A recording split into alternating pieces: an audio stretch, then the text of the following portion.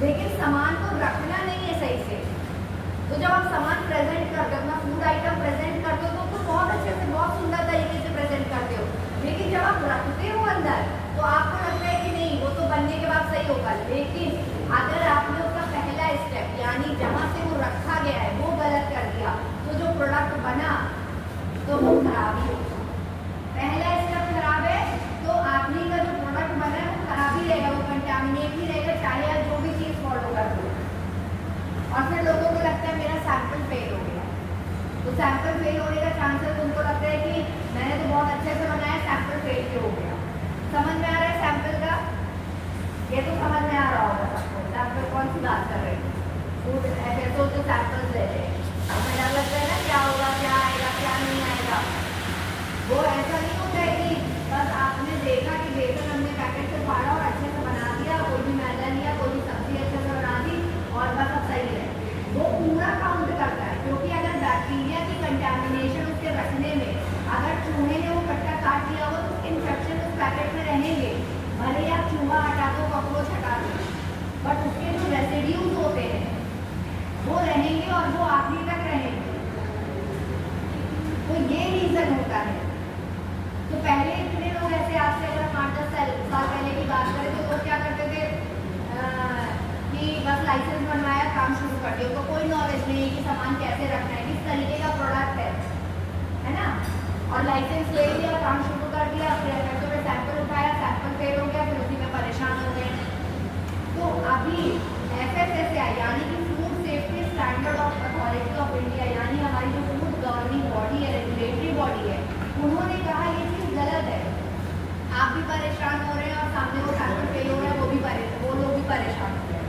उन्होंने कहा पहले लोगों को जागरूक किया जाए, बताया जाए। कई लोग तो ऐसे हैं जो सामान शॉप खोले हैं, रेस्टोरेंट खोले, उन्होंने लाइसेंस ही नहीं बनवाया, उनको लाइसेंस के बारे में पता नहीं है, फिर चालान हो जाता है। तो FSSAI ने बोला कि पहले हम चेक करेंगे, समझ रहे, पहले हम चेक करेंगे कि क्या, अगर हमने पहले ही ऑडिट या इंस्पेक्शन कर दिया तो मोस्ट ऑफ द FUs जो है वो फेल हो जाएंगे। उन्होंने कहा इससे अच्छा पहले हम जागरूक करते, अवेयरनेस करते, कैंपेन स्टार्ट करते, ट्रेनिंग स्टार्ट करते आप लोग को, ताकि पता चले करना क्या है। जब आपको पता ही नहीं चलेगा करना क्या है तो आप कैसे फॉलो कर पाओगे, है ना, राइट?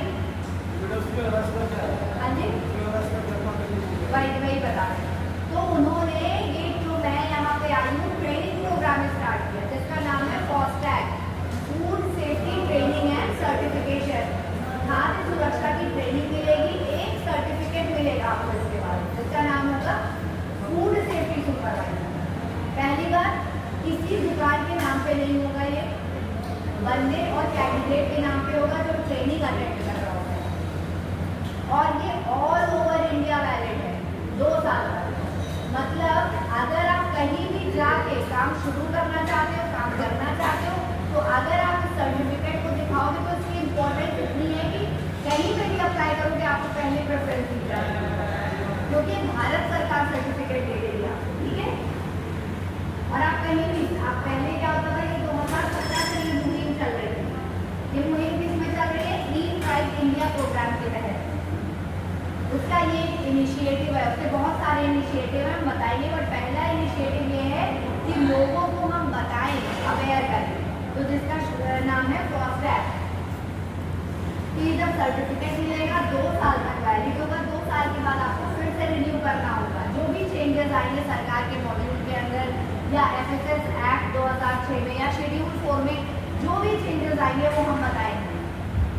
उसके बाद आप कहीं पर भी जा सकते हैं, सर्टिफिकेट आपका काम करेगा विदाउट एनी डाउट। और इसकी प्रेफरेंस भी है। पहले क्या होता था, 2017 से प्रोग्राम चल रहा था, लोग आते नहीं थे, सबको बुलाया जाता था ट्रेनिंग करो, तो आप जैसे ही लोग हैं तो कहते थे हमने इसको करना ही नहीं, जरूरी क्यों करें। तो जब देखा गया कोई कर ही नहीं रहा है तो FSSAI ने क्या किया, आपके लाइसेंस के साथ इसको मैंडेट कर दिया। मतलब अगर आपका लाइसेंस कभी ना कभी तो एक्सपायर होगा, 4 साल का होगा, 5 साल का होगा, 10 साल का होगा, आप सरकार के पास जाओगे तो रिन्यू करवाने, तो वहाँ आपको ट्रेस कर लिया जाएगा और कहा जाएगा पहले ट्रेनिंग करो, उसके बाद लाइसेंस रिन्यू होगा। और जब